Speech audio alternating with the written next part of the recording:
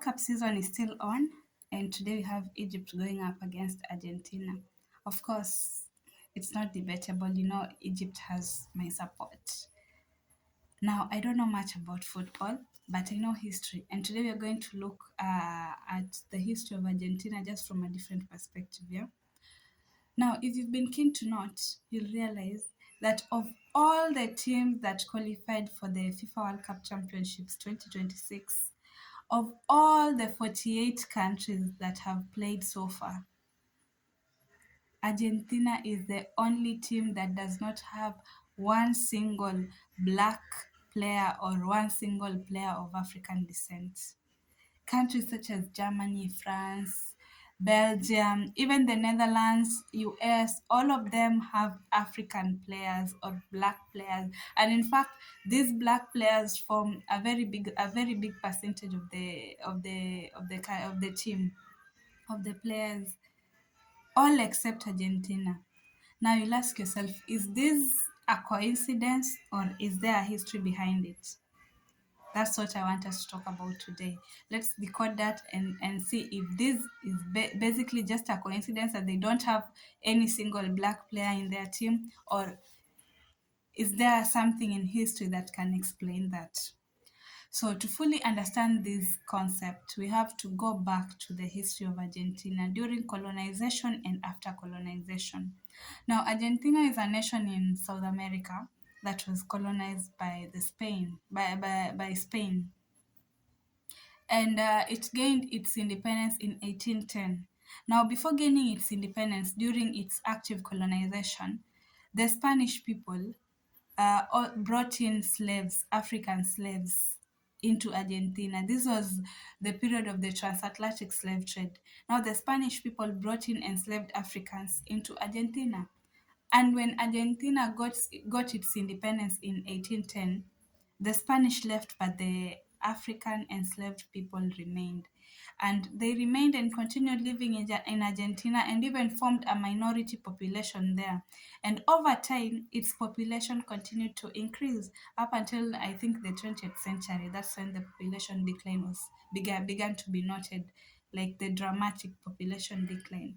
Now you'll ask yourself, in present day Argentina, the the number of black people in the country is very low, considering the number during that time after the colonization of Argentina, the black enslaved people formed about a third of the Argentinian population.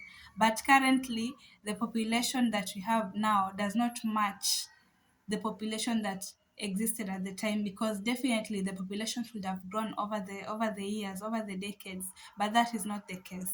So what is the reason behind the decline in the black population in Argentina? Is there a reason behind it? That's what we want to look at right now. Now, I believe it's correct to say that the reason for the decline of the black people in Argentina is mainly deliberate by the Argentinian government, because most of the reasons as to why the black population reduced are mainly deliberate reasons that were made by the Argentinian government to ensure that blacks were completely eliminated from Argentina. Now, one of the major reasons as to why there is a low black population in Argentina currently is because at the time, during when Argentina was actively colonized and even after it, most of the black Argentinians, which are the black people, were forcefully conscripted into war. And during this time, they were forced to be soldiers, and as troops, the black people were placed at the front line. And of course, we know if you're on the front line, the casualties are usually high. So most of the black men that were that got into war fighting for Argentina at the time died in the front line. And this resulted in a case whereby there was a sharp decline in Afro-Argentinian men because most of them died in war. And the black people were also taken in to fight in wars whereby Argentina tried to expand its territories. Most of the people who were put in the front line to fight the wars were the black people. So eventually, The mortality rate of black men largely increased, and this led to a decline in the black population over time. A second reason as to why the black population reduced in Argentina at the time was diseases and epidemics. Now, even after colonization, remember when when Argentina was colonized by Spain, the black people lived there as slaves. So when the colonizers left, definitely the black people existed, but they were of the lower social class. So during in 1871, there was a yellow fever epidemic in Argentina. And during this time, with the blacks being of the lower social class, with them being the marginalized communities, they were more vulnerable to these diseases and epidemics because definitely they couldn't access quality healthcare. They had other economic and social problems that they were struggling with at the lower class. They had a lot of, let's say, economic challenges that hindered them from obtaining quality care at the time. And this made them vulnerable to diseases, not only the yellow fever epidemic, but a lot of other diseases, which eventually ended up killing most of them and led to their population decline. Now, another major reason that was a deliberate move by the Argentinian government was the mass migration of Europeans into Argentina. Now, the Argentinian Constitution of 1853 explicitly prioritized the mass migration of Europeans into Argentina with the sole aim of whitening Argentina. Basically, the government thought that their nation was not white enough, so they sought to they basically facilitated the migration of other European countries and other Europeans from other regions into Argentina so as to whiten the nation. So over time, about 4 million European immigrants arrived in Argentina. Sorry, about 4 million European immigrants arrived in Argentina between 1880 and 1920. And most of the immigrants were from countries such as Italy and Spain. And this migration eventually ended up overwhelming the black population because the immigrants that came at the time, they started fighting for jobs with the black people, for basic jobs like cleaning, like street vending, because the number of immigrants that came in was so high. So the black people who are at the lower level began facing issues such as unemployment, and that compounded with other issues that they were facing eventually took a toll on their population, and most of the population began declining.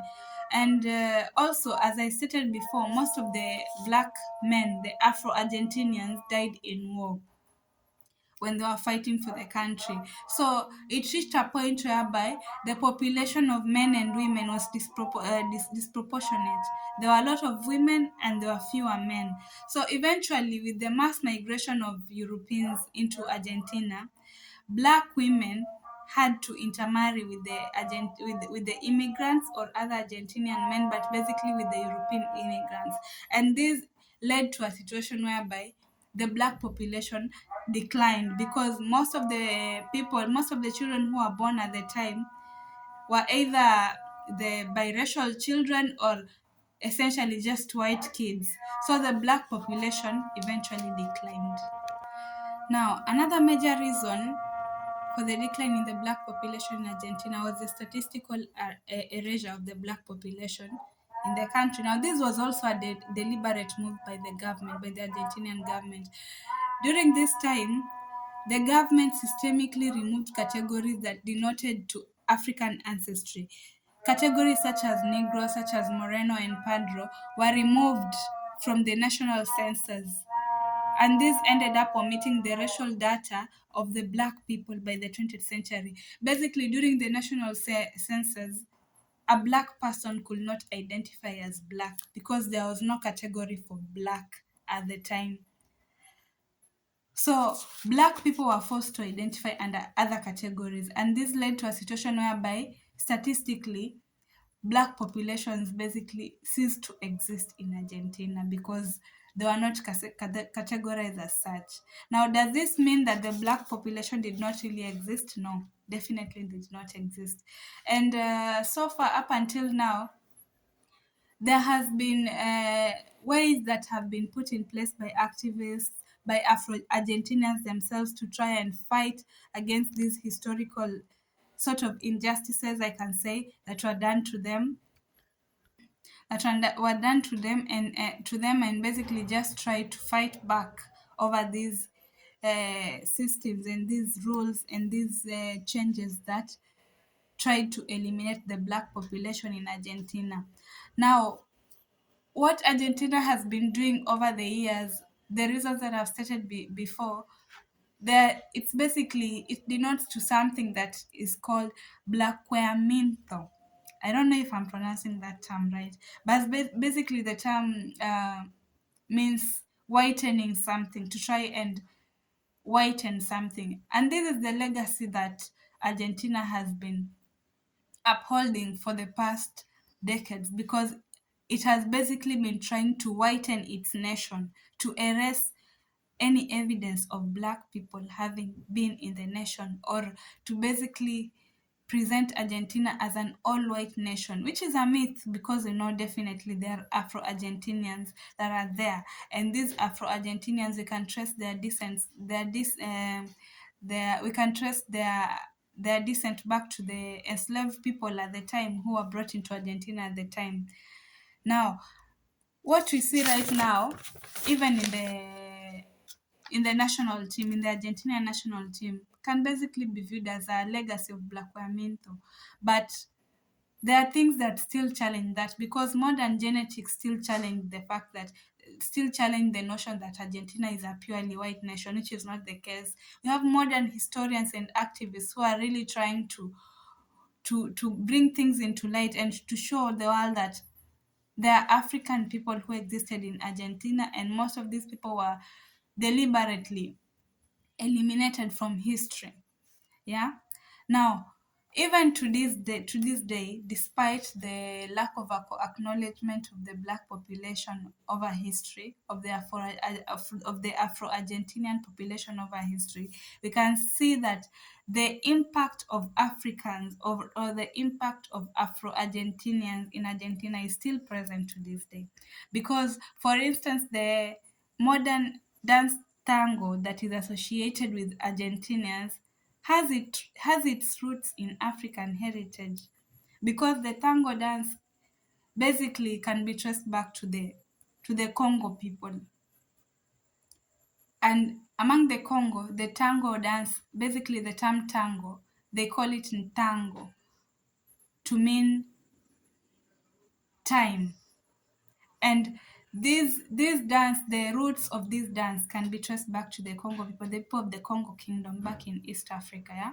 So this is to prove that even the cultural traditions, beside the dance aside, even the culinary practices of some of the Argentinian culinary practices can be traced back to African heritage. And this just proves that the Afro-Argentinians existed at the time. Yeah.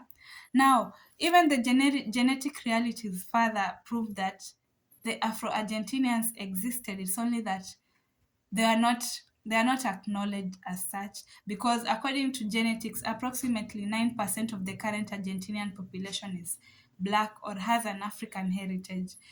Nonetheless, despite Argentinians trying to eliminate the black population or not recognizing them, there's still activism towards that, as the Afro-Argentinians themselves are engaging in activism, in activism to try and showcase their African heritage and their African roots. For instance, we have organizations such as DIAFAR, which is the African Diaspora of Argentina, which is fighting for the reintroduction of Afro-descent self-identification options in the country's national census. This organization is basically fighting for Afro-Argentinians to be able to identify as African or as Black in the country's national census, because those options were removed, as I stated back then, in the statistical removal of Black people. Yeah, so this makes us reflect back. Now that we have these history. Now that we understand this, now we reflect back and try to understand, like, is the fact that Argentina does not have any black African player, is it by mistake or is it deliberate? Yeah, because we see clearly that African players are good, as it is evidenced by their numbers in the FIFA World Cup. We can see that, and we can see their skills in the pitch. We can see all that. So how is it that of all the 48 countries that were drafted, Argentina is the only country that does not have a black player? Is this deliberate, or are they basically perpetuating the legacy of Black Minto? Yeah, that's food for thought.